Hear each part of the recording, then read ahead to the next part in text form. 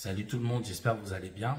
Alors aujourd'hui je vais vous faire une vidéo, je vais vous apprendre à répondre correctement au code de la route. Donc le but c'est que mon but à moi c'est de vous apporter la logique pour que vous puissiez répondre correctement aux questions de code, pour que vous puissiez vous débrouiller tout seul en ayant la bonne réflexion dans la tête, la bonne logique, pour que vous puissiez avoir bon à toutes les réponses. Et le but c'est que vous puissiez valider votre examen du code du premier coup.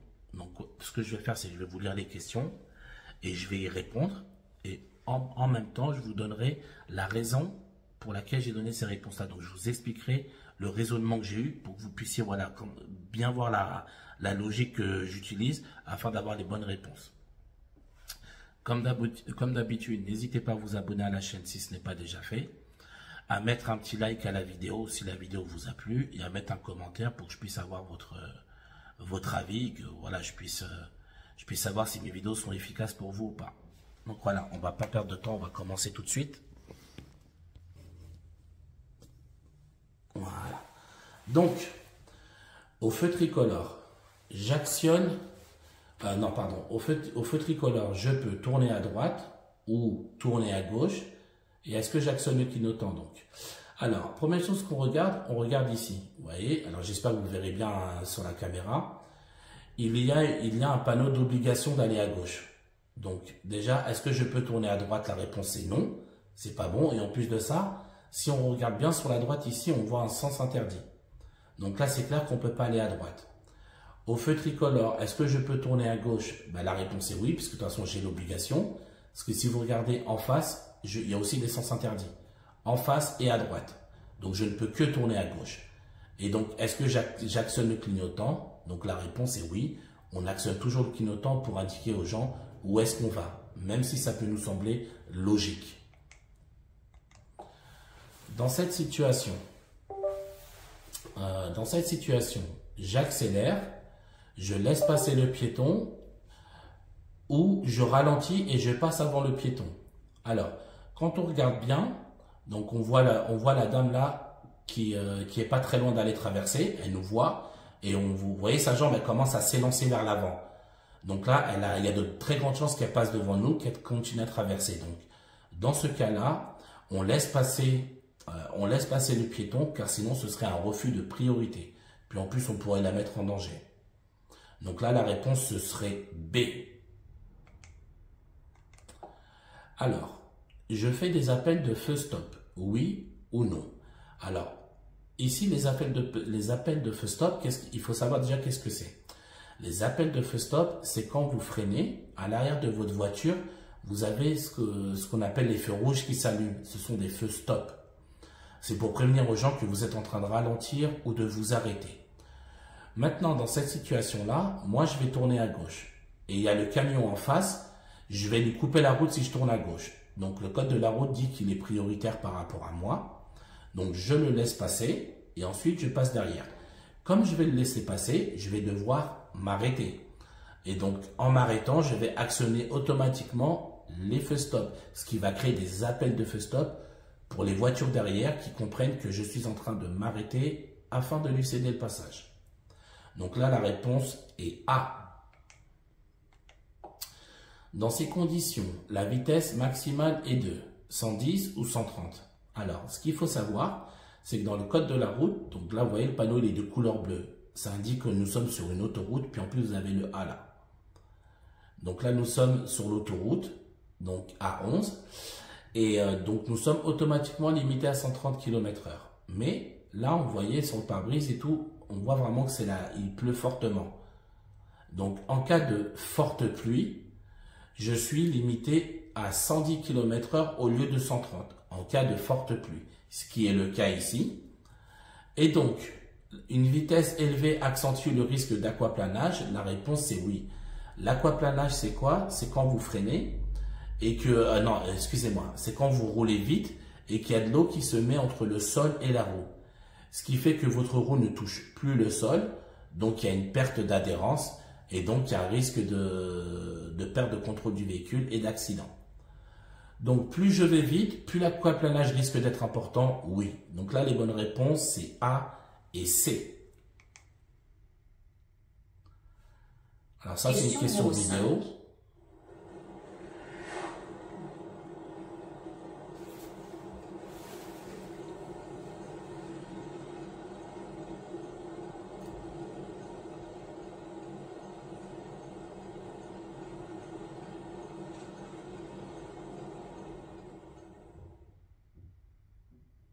J'ai respecté la limitation de vitesse.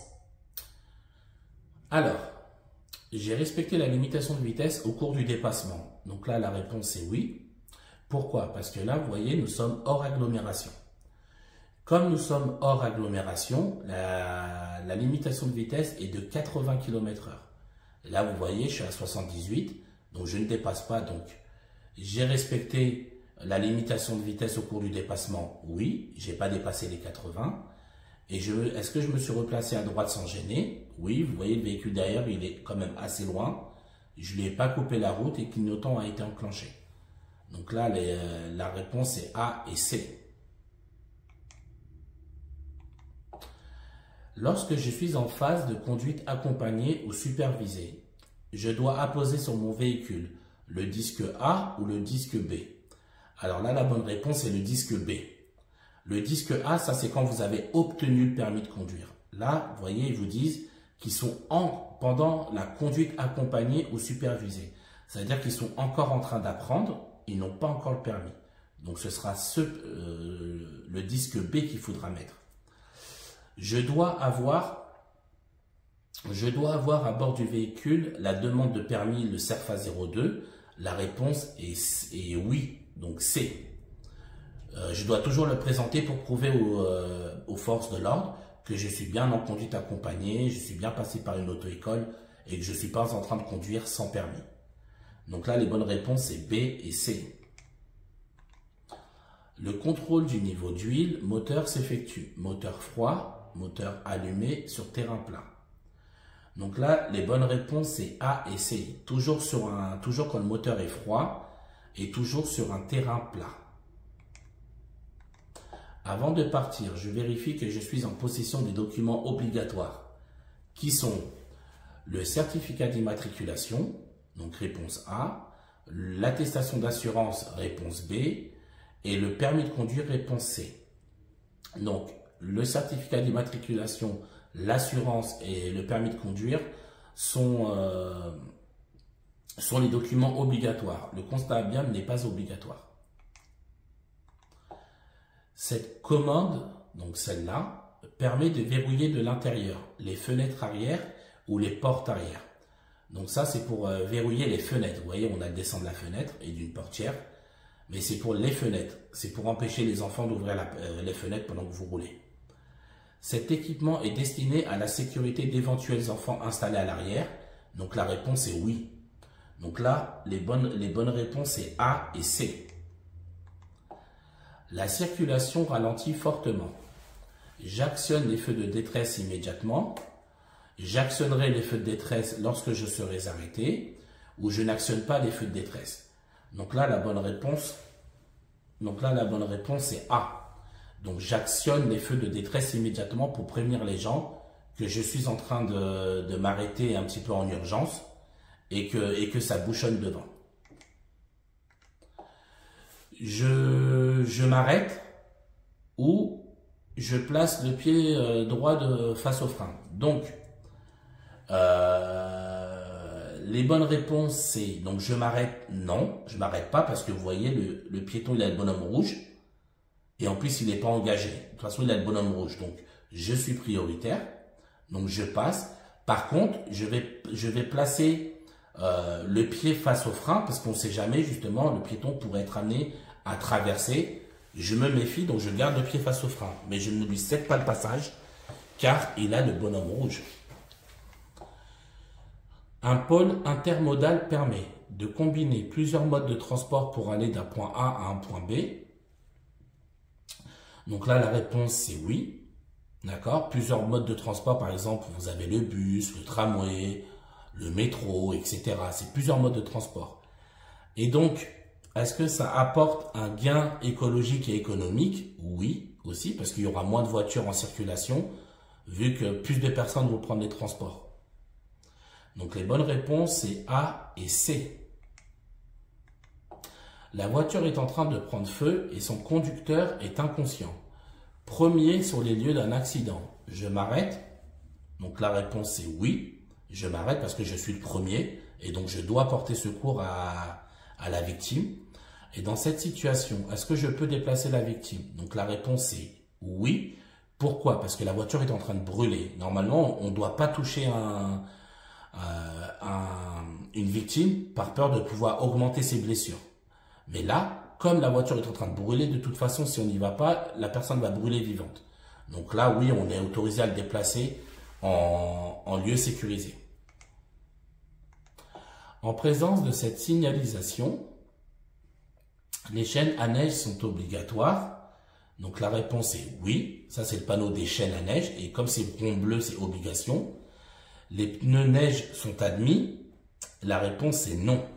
Il faut vraiment les chaînes à neige de manière obligatoire.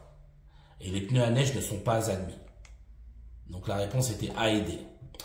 Mon véhicule doit obligatoirement être équipé d'au moins un feu de brouillard arrière et de deux feux de brouillard avant. Alors, la loi dit qu'il faut obligatoirement un feu de brouillard arrière. Donc, c'est réponse A. Les feux de brouillard avant sont facultatifs. Donc, ce n'est pas obligé d'en avoir. Je dois obligatoirement avoir une boîte d'ampoule de rechange. Donc, la réponse est non. Ce n'est pas obligatoire. C'est très fortement conseillé, mais ce n'est pas obligatoire.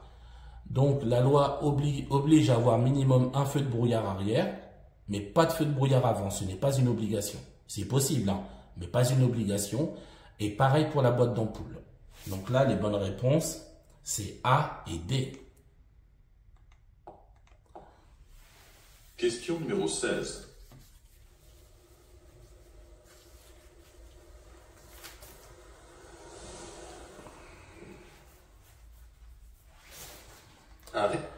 Alors, un rétroviseur permet de voir tout ce qui se trouve derrière le véhicule. Donc là, la réponse est non. Il ne permet pas de tout voir parce que le rétroviseur ne permet pas de voir les angles morts, par exemple. Donc, il ne permet pas de tout voir. Et avant de quitter le stationnement, est-ce que je tourne la tête en vision directe? En gros, ce qui est sous-entendu, c'est est-ce que je tourne la tête pour regarder mon angle mort? Et donc là, la réponse, c'est oui. Donc là, les bonnes réponses, c'est B et C. Question numéro 10. Alors, avant de quitter le véhicule, je m'assure d'avoir serré correctement le frein à main. Donc là, la réponse est oui. D'avoir mis les papiers du véhicule dans la boîte à gants, la réponse est non. Vous devez toujours les avoir avec vous, vos papiers. Ne les laissez jamais dans la voiture. Alors, dans quelle situation les passagers sont bien installés? Donc, selon vous, dans quelle photo les piétons, enfin les usagers, sont bien installés? Donc, si on regarde la A, on voit que le petit, déjà, il n'a pas de siège. Et en plus, la ceinture est en dessous du bras. Donc là, c'est pas bon. Dans la question B, là, par contre, on voit que le petit était bien installé dans un siège et la ceinture, il est bien positionnée sur lui. Donc là, lui, c'est bon. En C, pareil. Donc là, vous voyez, la ceinture est bien mise pour les deux passagers. Et en D, non. Vous voyez, là, déjà, il est un peu en mode couché. Et puis, regardez son genou, comment il est positionné. Donc là, non, il n'est pas bien installé.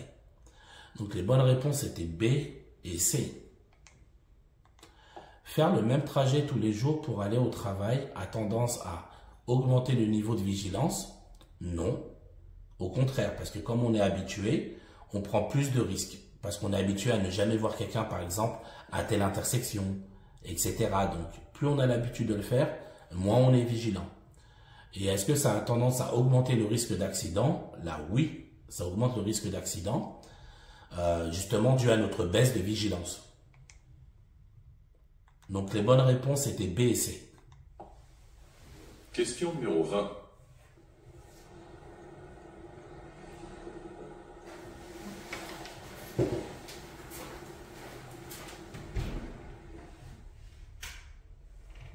Je continue à accélérer. Oui, réponse A. Non. Réponse B. Je m'insère immédiatement. Oui. Alors, je continue à accélérer. Donc là, non, parce que je suis déjà à une allure suffisante. N'oubliez pas que nous sommes hors agglo. Donc 4, c'est limité à 80, vu que nous sommes hors agglomération. Et je m'insère immédiatement, oui, parce que vous voyez, il n'y a pas de voiture sur le côté, ni là, ni là. Donc là, je suis en bonne position pour m'insérer directement. Donc les bonnes réponses, c'était B et C. L'usure des plaquettes et disques de frein provoque une légère baisse du niveau du liquide de frein. Donc la réponse est oui. Dans ce cas, je remets du liquide de frein en urgence et la réponse est non. Parce que si vous avez une baisse de liquide de frein, il y a potentiellement une fuite. Donc là, il faut aller au garage pour qu'il puisse vérifier le circuit et qu'il vérifie qu'il n'y ait pas de fuite de liquide de frein. Alors, j'ai rencontré ce panneau. La rue est à double sens pour les cyclistes. Oui. La réponse est oui. Pour les cyclistes, ils peuvent aller dans ce sens-là comme venir en sens inverse, comme le monsieur qu'on peut voir là.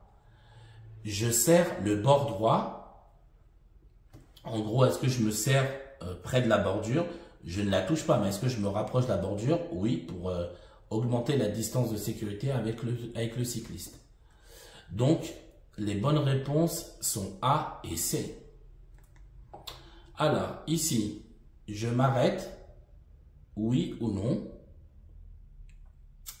Et l'habitacle du véhicule peut créer des angles morts, oui ou non. Alors, donc pour la première question, est-ce que je m'arrête? Donc là, la réponse est oui, parce que si vous regardez sur le côté, là, il y a une dame qui est en train de traverser.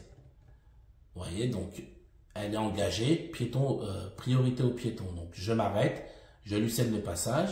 Et l'habitacle du véhicule peut créer des angles morts? Oui, en fait, l'habitacle, c'est ça. Vous voyez, par exemple, là, s'il y a un piéton derrière là, je ne le vois pas. Ça me crée un angle mort. En agglomération, les inconvénients de la voiture par rapport au vélo sont les difficultés de stationnement, la capacité de transport et les bouchons. Donc, par rapport à un vélo, les inconvénients d'une voiture, c'est les difficultés de stationnement et bien évidemment les bouchons. Mais par contre, on a une meilleure capacité de transport qu'un vélo. Donc là, la bonne réponse est A et C. Question numéro 25. L'utilisation du téléphone portable non tenu en main en tant que GPS est autorisée. La réponse est oui, parce que je ne le tiens pas en main. Et est-ce que cela peut me distraire? La réponse est oui, parce que je peux regarder mon téléphone et ne plus regarder la route. Pour m'insérer sur cette autoroute, j'adapte l'allure en fonction des usagers déjà présents sur celle-ci. Donc là, la réponse est oui. En fonction de l'allure à laquelle il roule, je vais m'insérer. Et en fonction de la limitation de vitesse aussi, également, parce qu'il faut que je respecte la limitation de vitesse. Alors, donc pour la question 26, réponse était A et C. Après ce panneau, la vitesse est limitée à 45 km/h ou à 50 km/h. Et est-ce que je ralentis dès maintenant? Donc, après ce panneau-là, la vitesse sera limitée à... Alors, attendez. J'ai du mal à voir si c'est un panneau de sortie ou un panneau d'entrée d'agglomération. Question numéro 27. Peut-être qu'ils vont faire un zoom. Après ce panneau, la vitesse est limitée à 45 km/h. Ah, voilà, c'est bon. Donc là, je serai limité à 50 km/h. Parce que là, vous voyez, écrit 45, mais 45 pour les plus de 3,5 tonnes. Comme moi, je suis une voiture, je ne dépasse pas 3,5 tonnes, donc je ne suis pas concerné par cette limitation de vitesse. Donc, à partir de ce panneau d'entrée d'agglomération, je serai bien limité à 50 km/h. Et donc, la deuxième question, c'est est-ce que je ralentis dès maintenant? Donc oui, parce que si on regarde bien, là, donc comme je vais rentrer dans une ville, j'étais hors agglomération avant. Donc là, forcément, j'étais au-dessus de 50. Il va falloir que je ralentisse pour pouvoir arriver à 50 au niveau du panneau. Pour dépasser ce cycliste, je peux chevaucher la ligne continue ou franchir la ligne continue. Alors, la différence entre les deux, chevaucher, c'est quand vous dépassez que de 2 roues. D'accord? Je chevauche un peu, il n'y a que 2 roues qui dépassent. Là, je dépasse le cycliste. Donc là, je suis en train de chevaucher. Et quand on parle de franchir la ligne continue, c'est que toute ma voiture est allée de l'autre côté de la route en sens inverse. Et donc ça, là, ça s'appelle franchir. Donc moi, pour dépasser ce cycliste, je peux chevaucher la ligne. Donc oui, réponse A. Et est-ce que je dois respecter une distance latérale de sécurité de 1 mètre ou 1 mètre 50? Comme je suis hors agglomération, je dois respecter une limitation une distance de sécurité de 1 mètre 50. Donc là, les bonnes réponses étaient A et D. Avant d'accéder à la conduite supervisée, je dois participer à un rendez-vous préalable. Donc là, la réponse est oui. Et obtenir l'accord écrit de l'assureur. Donc là, la réponse est également oui. Donc bonne réponse A et C. Question numéro 30.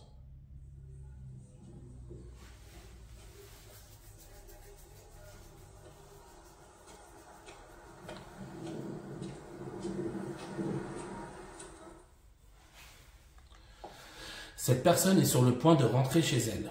Je la laisse partir ou je la dissuade de partir? Alors, je pense que là, la réponse, elle est claire pour tout le monde. Hein. Je la dissuade de partir. Il est clairement en état d'ivresse, manifeste d'ailleurs. Donc, du coup, je le dissuade de partir, bien évidemment. Entretenir correctement mon véhicule est plus économique dans le temps. Donc là, la réponse est oui. Et est-ce que c'est un gage de sécurité? La réponse est également oui. Donc, bonne réponse A et C. Alors, ici, je ralentis à cause du manque de visibilité. Oui ou non. Et pour pouvoir m'arrêter plus rapidement si nécessaire. Donc, oui ou non. Alors, je ralentis à cause du manque de visibilité, oui. Comme vous voyez, au bout, il y a un virage. Je ne vois pas ce qui se passe. Donc, je vais ralentir. Et donc, le fait de ralentir me permettra de m'arrêter s'il y a besoin, de m'arrêter plus facilement vu que je serai moins rapide. Donc, bonne réponse A et C. Je circule sur une route à accès réglementé. Dans cette situation, mon allure est adaptée, oui ou non? Je suis bien placé, oui ou non? Alors, là, je suis sur une route à accès réglementé. Donc, normalement, c'est 110 km/h. Là, vous voyez, je roule à 73. Donc, mon allure, elle est adaptée dans cette situation, oui. Comme là, il y a des gens qui sont en train de faire leur boulot. Donc, je roule moins vite. Donc, oui, c'est adapté. Est-ce que je suis bien placé? Non. Pourquoi? Parce qu'il aurait été préférable que je me mette sur la voie de gauche, surtout qu'elle est libre. Vous voyez le rétroviseur, il n'y a personne. Pour augmenter ma distance de sécurité avec les potentiels ouvriers qui pourraient être là en train de travailler. Donc, pour la question 33, la réponse était A et D. Alors, des pneumatiques sous-gonflés augmentent la distance de freinage. Par temps sec, donc là, la réponse est oui. Et par temps de pluie, oui. Quand vos pneus sont sous-gonflés, on met plus de temps à freiner. Bloqué dans cet embouteillage, je coupe le moteur, oui ou non? Donc là, la réponse est oui parce que je suis bloqué. Hein, ils ont bien précisé. Je suis bloqué, donc je ne roule pas. Inutile d'utiliser du carburant pour rien. Et donc d'augmenter la pollution. Donc, conducteur d'un véhicule qui s'est fait percuter à l'arrière, lorsque je remplis le constat, je coche la case 8 ou l'autre conducteur coche la case 8. Donc là, c'est l'autre conducteur qui coche la case 8 parce que là, il y a écrit heurté à l'arrière en roulant dans le même sens et sur une même file. Ça veut dire que c'est la personne qui était en train de heurter l'autre voiture. Comme moi, je me suis fait rentrer dedans par derrière, c'est lui qui m'a rentré dedans. Donc, c'est à lui de remplir la case numéro 8. Parce que moi c'est moi qui me suis fait rentrer dedans. Donc là, la bonne réponse est B. Lors de l'installation, je règle le rétroviseur intérieur avant de régler le siège. Oui, réponse A. Non, réponse B. Ce conducteur procède correctement pour régler le rétroviseur. Oui, réponse C. Non, réponse D. Donc là, dans les deux cas, les bonnes réponses, c'est B et D. Parce qu'on commence toujours par régler d'abord son siège, ensuite son rétroviseur. Et pas le contraire. Et ensuite, le monsieur est en train de régler le rétroviseur alors qu'il n'est pas bien placé sur son siège. Quand il règle son rétroviseur, il doit d'abord être correctement mis sur son siège et ensuite il règle son rétroviseur par rapport à sa position de conduite. Donc là, les bonnes réponses, c'est B et D. L'alcool allonge le temps de réaction. Donc, dès le premier verre consommé, seulement après avoir consommé 2 verres ou seulement au-delà de 0,50 g par litre de sang. Donc là, l'alcool allonge le temps de réaction, hop là, dès le premier verre, hein, d'accord? Dès le premier verre. Il n'y a pas au bout de 2 verres ou autre. Dès le premier verre, notre temps de réaction augmente. Donc ne jamais, jamais consommer d'alcool quand vous êtes en train avant de conduire. Je suis bien placé pour aller à Lyon, Grenoble par la route nationale, Strasbourg. Alors, je suis bien placé pour aller à Lyon et je suis bien placé pour aller à Strasbourg. Parce que si je veux aller à Grenoble par la route nationale, vous voyez, c'est à gauche, il y a écrit par RN, il faudrait que je change de fil. Donc là, je suis bien pour aller à Grenoble tout court, par l'autoroute, à 43, et je suis bien placé pour aller à Lyon, à 43 aussi, oui. Cette signalisation indique une interdiction de stationner, une interdiction de s'arrêter. Cette interdiction s'applique avant le panneau ou après le panneau. Donc les bonnes réponses étaient A et D. Donc ça indique une interdiction de stationner. Parce que si c'était une interdiction de s'arrêter, il y aurait une croix rouge. Là, il n'y a pas de croix. C'est juste un trait rouge. Donc c'est interdiction de stationner. Et ça commence toujours à partir du panneau jusqu'à la prochaine intersection. Donc c'est après le panneau que c'est valable. Donc voilà les amis, c'est terminé. J'espère avoir été clair dans mes explications.